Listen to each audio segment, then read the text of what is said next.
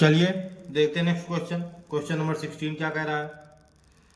कह रहा है कपड़े के 4 सही 1/2 मीटर की कीमत 60 सही 3/4 रुपए है। प्रति मीटर कीमत ज्ञात कीजिए।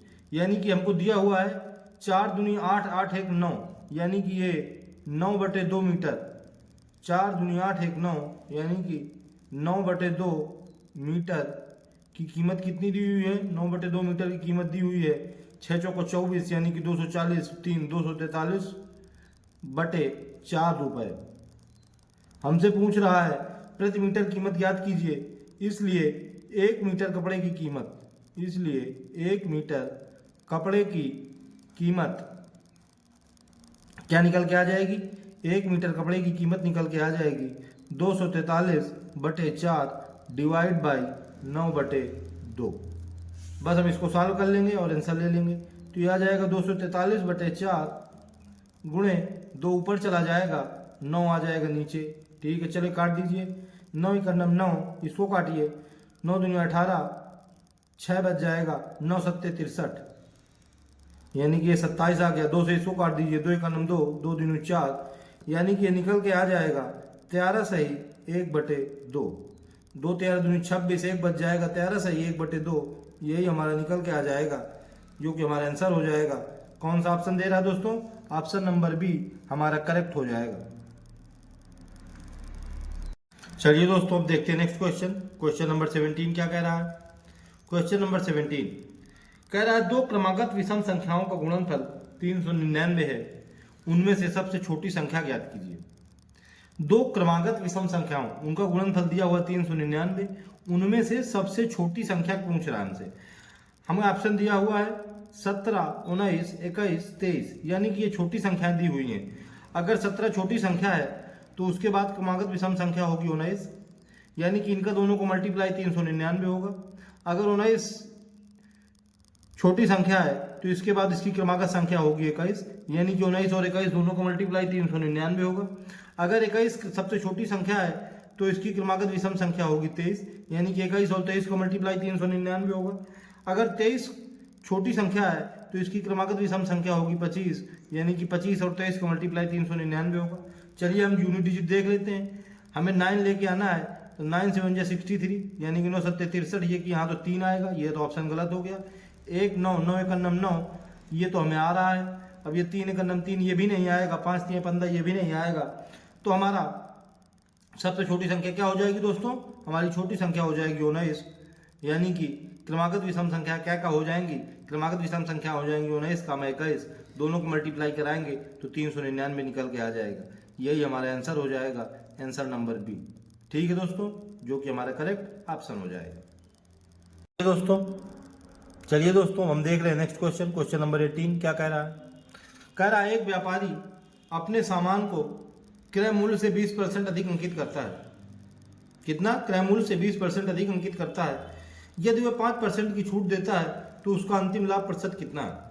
ठीक है, माना क्रय मूल्य, यानी कि माना सीपी, यानी कि क्रय मूल्य बराबर, माना क्रय मूल्य यानी कि सीपी बराबर 100 रुपए। इसलिए अंकित मूल्य अधिक अंकित करता है 20%, इसलिए अंकित मूल्य कितना हो जाएगा? इसलिए अंकित मूल्य बराबर हो जाएगा 120 रुपए, क्योंकि 20% अधिक अंकित करता है। यदि वह 5% की छूट देता है, क्या कह रहा है? यदि वह 5% की छूट देता है, अब 120 रुपए में 5% की छूट दे रहा है। यदि 5% की छूट देता है तब 5% की छूट दे रहा है, तब 120 गुणे 5% की छूट, यानी कि 95/100। तो ये 1 0 से 1 0 चला जाएगा, 5 दूनी 10 हो जाएगा। यहाँ काट देंगे, 5 का 9 5, 4 5 9 45, 2 से काट देंगे, 2 छक्का 12, यानी कि निकल के आ जाएगा 6 गुणे 19, यानी कि 6 नाम 54, 6 का 9 6 5 11, 114 रुपए। अब हम 5% की जब छूट दे रहा है तब 114 रुपए में बेच रहा है। जब 5% की छूट दे रहा है तब 114 रुपए में बेच रहा है, पूछ रहा है उसका अंतिम लाभ प्रतिशत कितना होगा। अरे भाई उसका क्रय मूल्य तो 100 रुपये ही था, जब उसने 20% अंकित कर दिया तब 120 रुपये होगा। अब उसने अगर 5% की छूट दे भी दी तब भी 114 रुपये में बेच रहा है, तो उसका लाभ अंतिम लाभ प्रतिशत कितना होगा। अंतिम लाभ प्रतिशत हो जाएगा दोस्तों 14%। इसलिए अंतिम लाभ प्रतिशत बराबर कितना हो जाएगा दोस्तों 14%। यही हमारा आंसर हो जाएगा, जो कि हमारा ऑप्शन नंबर बी में हमें गिवन है। ठीक है दोस्तों, चलिए देखते हैं नेक्स्ट क्वेश्चन।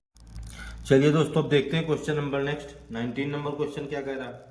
कह रहा है वार्षिक रूप से संयोजित 12% प्रति वर्ष पर 2 वर्ष 4 महीने के लिए 7500 रुपये पर निकटतम राशि का चक्रवृद्धि ज्ञात कीजिए। क्या 7500 की राशि है, उस पर हमें 12% प्रति वर्ष की दर से 2 वर्ष 4 महीने के लिए चक्रवृद्धि ब्याज निकालना है। दोस्तों हम इस क्वेश्चन को ट्री मेथड से करेंगे। चलिए दोस्तों अब हम देख रहे हैं कि हम कैसे करेंगे। हम 7500 रुपये की राशि में 3 साल के लिए दोस्तों चक्रवृद्धि ब्याज निकालेंगे, और तीसरे साल में जो चक्रवृद्धि ब्याज निकलेगा उसमें हम 4 महीने का हमें निकालना है। तो यानी कि 4 3 12, 4 महीने की 3 तिमाही हो जाएंगी, यानी कि 3 से डिवाइड कर देंगे और हमें निकल के आ जाएगा तीसरे साल में 4 महीने का, और 2 साल का और 3 ये 4 महीने का ऐड कर देंगे तो हमारा चक्रवृद्धि ब्याज निकल के आ जाएगा। चलिए दोस्तों अब हम देखते हैं कि पहले साल हमारा चक्रवृद्धि ब्याज कितना निकल के आएगा। पहले साल 12% चक्रवृद्धि ब्याज की दर से, फर्स्ट ईयर 12% की दर से हमारा निकल के आ जाएगा 7500। क्या निकल के आएगा 7500 गुणे 12/100। तो ये 0 से 0 चला जाएगा, निकल के आ जाएगा 12 पंचे 60, 12 सत्ते 84, 84 6 90, 900 रुपये। क्या निकल के आ जाएगा, पहले साल चक्रवृद्धि ब्याज निकल के आएगा 900 रुपये। अब हम देख लेते हैं दूसरे साल चक्रवृद्धि ब्याज कितना निकल के आएगा। सेकेंड ईयर हमारा 12% की दर रहेगी और इसका चक्रवृद्धि ब्याज 900 रुपये निकल के आएगा। लेकिन सेकेंड ईयर ये जो 900 रुपये ब्याज निकला था पहले साल, इस पर भी ब्याज लगेगा, तो इसका भी 12% निकालेंगे।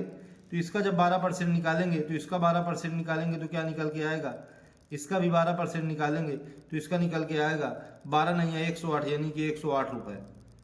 ठीक है दोस्तों, तो दूसरे साल का हमारा ब्याज निकल कितना आ गया, दूसरे साल का हमारा ब्याज निकल के आ गया 900 रुपये और 108 रुपये। अब दोस्तों हमें तीसरे साल का चक्रवृद्धि ब्याज निकालना है। तीसरे साल का जब हम चक्रवृद्धि ब्याज निकालेंगे थर्ड ईयर का, तो हम इसमें भी 12% ब्याज की दर से पहले पूरी राशि का निकालेंगे, तो हमारा निकल के आ जाएगा 900 रुपये। ठीक है दोस्तों, अब दोस्तों जो हमें पहले साल 900 रुपये ब्याज मिला था, इसका भी हमें 12% निकालना है तीसरे साल में। जब हम इसका निकालेंगे 12% की दर से, तो हमारा निकल के आ जाएगा 108 रुपये। ठीक है दोस्तों, अब दूसरे साल में जो हमें 900 रुपये का ब्याज मिला था, इसका भी हम 12% निकालेंगे। इसका भी हम जब 12% निकालेंगे तो हमारा निकल के आएगा 12 नहीं है 108 रुपये, ये भी 108 रुपये निकल के आएगा। और दोस्तों जो दूसरे साल में हमारा 108 रुपये निकला था, इस पर भी हम 12% निकालेंगे तो हमारा कितना निकल के आएगा, ये निकल के आएगा, क्या निकल के आ जाएगा, इधर हम कर लेते हैं 108 गुणे 12/100। तो हमारे इसको मल्टीप्लाई करा देंगे तो हमारा आ जाएगा 12 8 96, 12 का नंबर 12, यानी कि 12.96। कितना निकल के आ जाएगा, निकल के आ जाएगा 12.96, यानी कि ये निकल के आएगा 12.96। ठीक है दोस्तों, तो दोस्तों हमारे पहले साल का चक्रवृद्धि ब्याज कितना निकल के आ गया 900 रुपये, दूसरे साल के निकल के आ गया 900 + 108, तीसरे साल का निकल के आ गया 900, 108 और 12.96। लेकिन हमें तीसरे साल का दोस्तों पूरा तो लेना नहीं है, हमें लेना है सिर्फ 4 महीने का।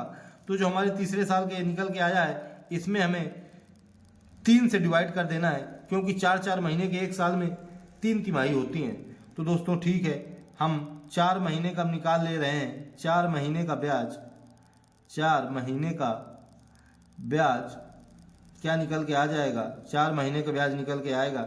इसको ऐड कर लेते हैं, 900 + 108 + 108 + 12.96 + 12.96, जब हम इसको ऐड करेंगे तो हमारा क्या निकल के आएगा, जब हम दोस्तों इसको ऐड करेंगे तो हमारा निकल के आएगा 900, इसको हम ऐड करेंगे तो ये आ जाएगा 0.96, उधर ही चला जाएगा, यानी कि 2 8 2 10, 10 8 18, 18 की आ जाएगी 8, कैरी आ जाएगा 1, यानी कि 1 1 2, यानी कि 1 1 2। अब इसको जोड़ लेंगे 9 1 10, 10 1 11, यानी कि 1128.96 बटे 3। ठीक है, अब हम इसको डिवाइड कर देंगे तो हमारा निकल के आ जाएगा 3 3 9, यानी कि 2 बच जाएगा, 3 7 21, यानी कि 1 बच जाएगा, 3 6 18.96। ये हमारा दोस्तों 4 महीने का ब्याज निकल के आ गया 376.96 रुपए। इसलिए कुल ब्याज क्या निकल के आ जाएगा, इसलिए कुल ब्याज निकल के आएगा पहले साल का 900 रुपये, दूसरे साल का 900 प्लस 108, यानी कि 1008 रुपये, और 4 महीने का निकल के आया है 376.96 रुपये। इसको सबको हम ऐड कर देंगे और आंसर ले लेंगे। जो हम इसको सबको ऐड करेंगे तो हमारा निकल के आ जाएगा 2284.96 रुपये। यही हमारा आंसर हो जाएगा, जो कि ऑप्शन नंबर ए में हमें गिवन है। क्या हो जाएगा, यही हमारा आंसर हो जाएगा, जो कि हमें ऑप्शन नंबर ए में गिवन है। ठीक है दोस्तों, यही हमारा आंसर भी हो जाएगा। चलिए देखते हैं नेक्स्ट क्वेश्चन क्या कह रहा है। चलिए दोस्तों देखते हैं क्वेश्चन नंबर 20। कह रहा है यदि cos theta plus sine theta बराबर m, comma sec theta plus cosec theta बराबर यन, तो यम अपान यन कितना है। क्या पूछ रहा है हमसे पूछ रहा है m upon n is equal to, m की वैल्यू क्या है, यम की वैल्यू है cos theta plus sine theta upon n की वैल्यू क्या है, यन की वैल्यू है sec theta plus cosec theta. चलिए अब हम देखते हैं आगे हम क्या करेंगे। इसमें हम इसको लिख दे रहे हैं cos theta plus sine theta अपान, दोस्तों सेक थीटा को हम क्या लिख लेते हैं, सेक थीटा को हम लिख लेते हैं 1 अपान cos theta plus cosec theta, cosec theta को हम लिख लेते हैं 1 अपान साइन थीटा। चलिए और देखते हैं हम क्या करते हैं। ऊपर हम यही लिख देते हैं, ऊपर आ जाएगा cos theta plus sine theta अपान, नीचे हम cos theta sine theta LCM लिए ले रहे हैं, cos theta into sine theta. cos theta से cos थीटा चला जाएगा तो यह आ जाएगा sine theta plus sine theta चला जाएगा, आ जाएगा cos थीटा। ठीक है दोस्तों, ये हमारा ऐसा आ गया। तो जब हम इसको लिखेंगे अब अगली लाइन में तो ये ऊपर चला जाएगा और ये नीचे रहेगा, इससे कट जाएगा तो ये ऊपर चला जाएगा, तो क्या आ जाएगा, ऊपर चला जाएगा तो आ जाएगा cos theta into sine theta. यही हमारा आंसर हो जाएगा, क्योंकि दोस्तों ये और ये तो कट जाएगा पूरा का पूरा, ये ब्रैकेट है और ये ब्रैकेट है, तो हमारा आंसर आ जाएगा साइन थीटा cos थीटा, यानी कि हमारा ऑप्शन नंबर बी बिल्कुल करेक्ट आंसर हो जाएगा। ठीक है दोस्तों, चलिए देखते हैं नेक्स्ट क्वेश्चन।